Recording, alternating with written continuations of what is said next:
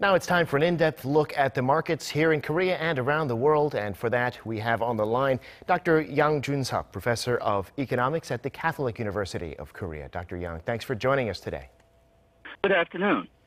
Good afternoon. Well, let's start with the big picture here. The U.S. is already in a trade war with China. Now it's looking to put some pressure on Europe, Japan, and other countries.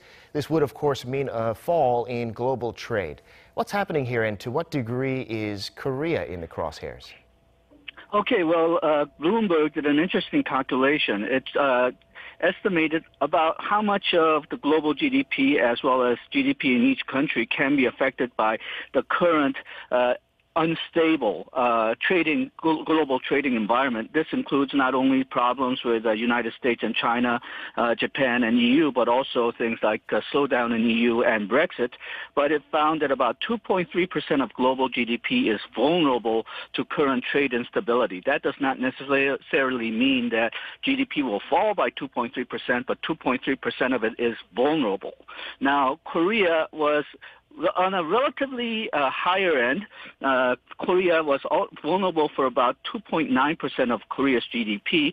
It's considerably lower than UK and Ireland, which was in the 10% range, 10% of their GDP being vulnerable, and then Germany, Mexico, and China, who were vulnerable to about 4% range.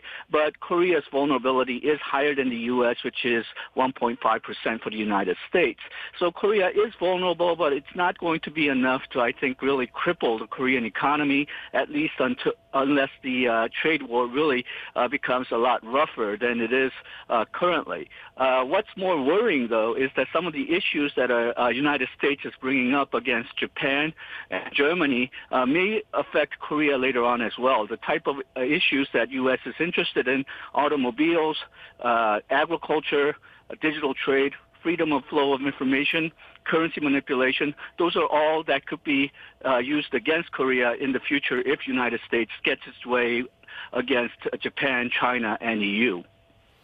Very interesting. So things could be worse in a sense, but there also could be more trouble down the road. Now we have China's GDP figures for the first quarter, growth of 6.4%. Now, China growth has been a big factor for investors in Asia and beyond. So how does that number stack up? Okay, well, economists were expecting 6.3, and it's slightly above expectations. It hasn't had a large positive effect on the market so far, I think because a lot of people distrust Chinese government figures. There has been a lot of accusation that China was manipulating these numbers to come very close to government targets, but China has been working very hard to increase the believability of its numbers. So I think it's a good sign. A lot of people are taking this as an indication that the Chinese economy is bottoming out and it's getting better. But we'll need to see if this growth continues. One very optimistic figure I see is that their factory output has grown and the consumption has risen.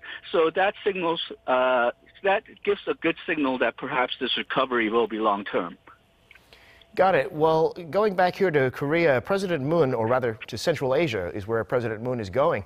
Now, the idea of that trip is to build closer ties with that region, with Turkmenistan, the first stop on his trip. This is part of the new Northern policy. Now, what do these countries and Korea stand to gain from any deals that come out of this trip? Okay, well, the interesting thing about these countries is that they're all landlocked countries. They do not have access to ocean freight. So they very much need domestic infrastructure, transportation structure, regional ones as well, so that they could deliver their goods to ocean ports. And they also need political and trade economic cooperation to make sure that there's no political or trade impediments for their goods to go to ocean ports. The lack of access to these ocean ports has been one reason why, even though these countries do have large amounts of natural resources, they haven't been able to develop as much as expected.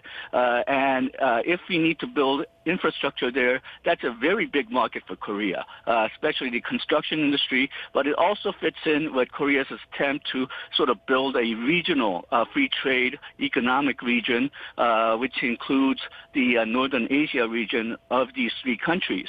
So I think the short-term goal is to get some contracts for Korean businesses, construction businesses, but the longer and more important goal is to set up a regional economic area so that Korea can build a lot of infrastructure, which will help not only Korean construction firms, but also those three countries which are landlocked.